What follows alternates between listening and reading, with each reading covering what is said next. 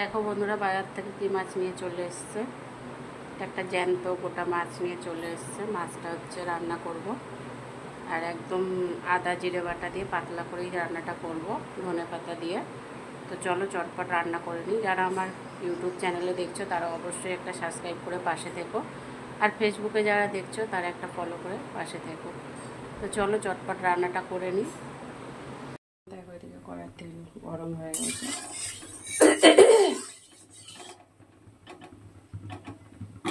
তো গলা বসে যাচ্ছে, আবার গলাটার প্রবলেম হচ্ছে।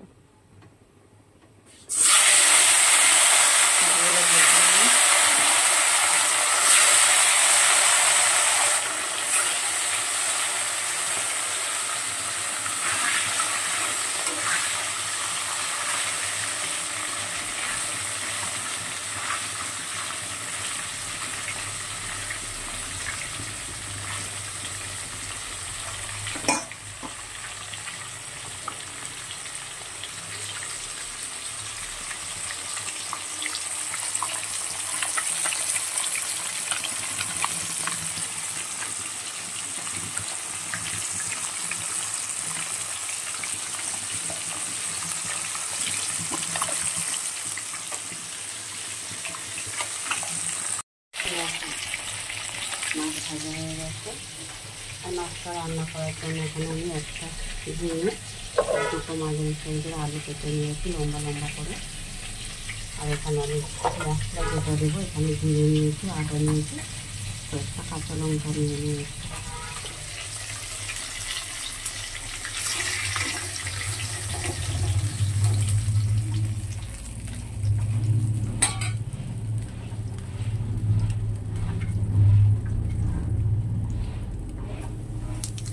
জিরে ফোড়ন দিয়ে দিলাম।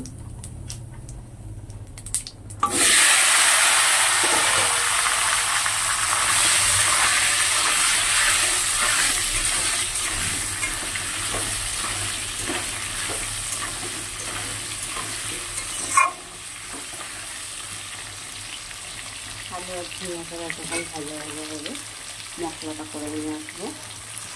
যত ঝিঙে আলুটা দিয়েছি ভালো করে ভাজা আলু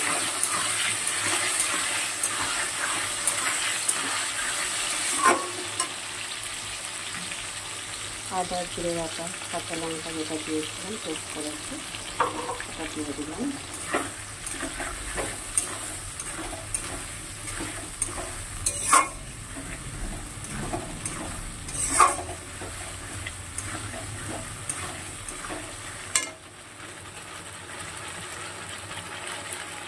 নুন দিয়ে দিচ্ছি পরিমাণ মতো।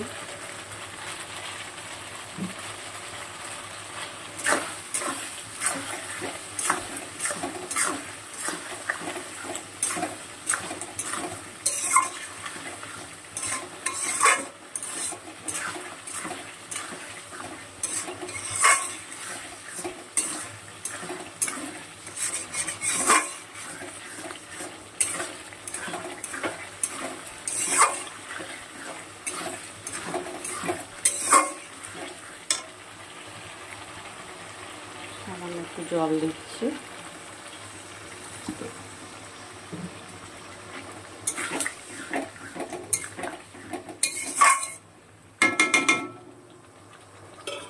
ওটা ঢেকে দেবো। চলো 2 থেকে 3 মিনিট পর ফিরে এসেছি, দেখি অবস্থা।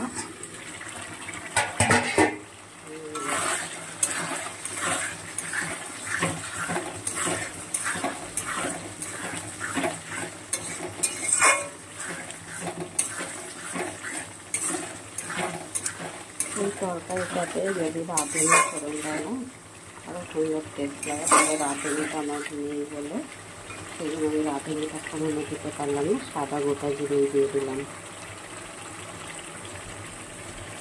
হলুদ দিয়ে দিচ্ছি পরিমাণ মতন। আর আমি পেস্টটাতে হচ্ছে তোমার কাঁচা লঙ্কা পেস্ট করে দিয়েছি, আর লঙ্কাগুলো একদম সামান্য।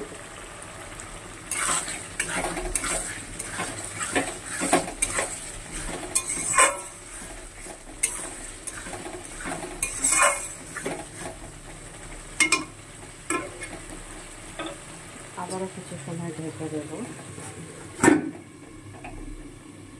দেখো আবারও 3-4 মিনিট পরে ঘুরে আসলাম।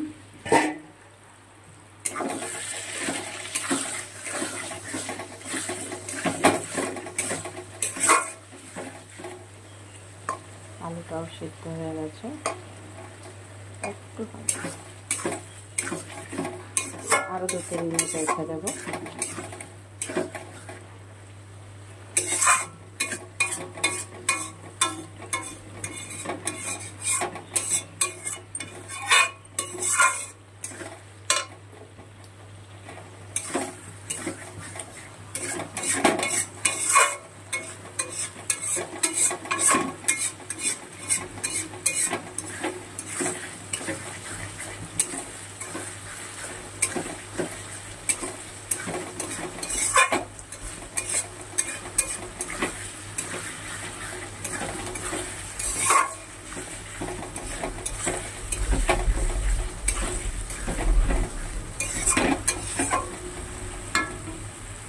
আবারও 2-3 মিনিট ঢেকে দেবো।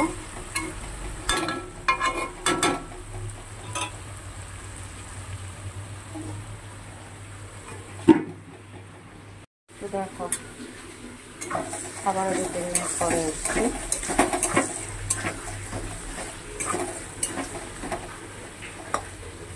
আলুটা খুব ভালো করে সিদ্ধ হয়ে গেছে।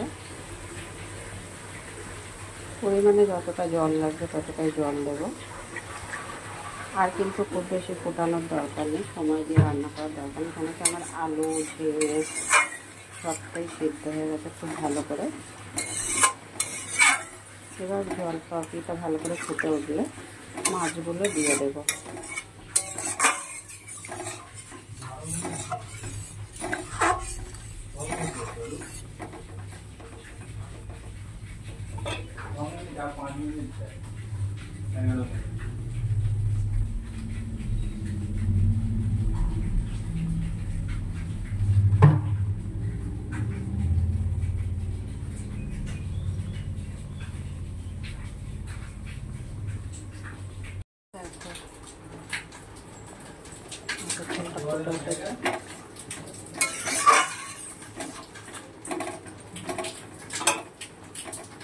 এবার মাছগুলো দিয়ে দিচ্ছি।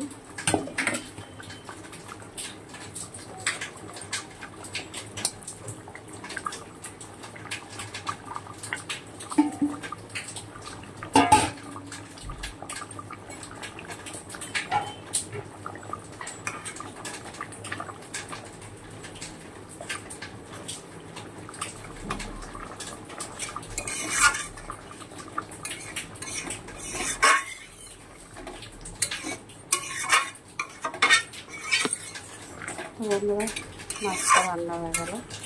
যে কোথা থেকে আমার ভিডিওটা দেখছো অবশ্যই লাইক কমেন্ট করে দিও। ইউটিউবে দেখলে সাবস্ক্রাইব করে দিও যদি ভিডিওটা ভালো লেগে থাকে। আর ফেসবুকে দেখলে ফলো করে পাশে থেকো। আবার পরে দেখা হবে কোনো একটা ছোট্ট ভিডিও নিয়ে। সবাই পাশে থেকো, সাথে থেকো। টাটা সবাইকে।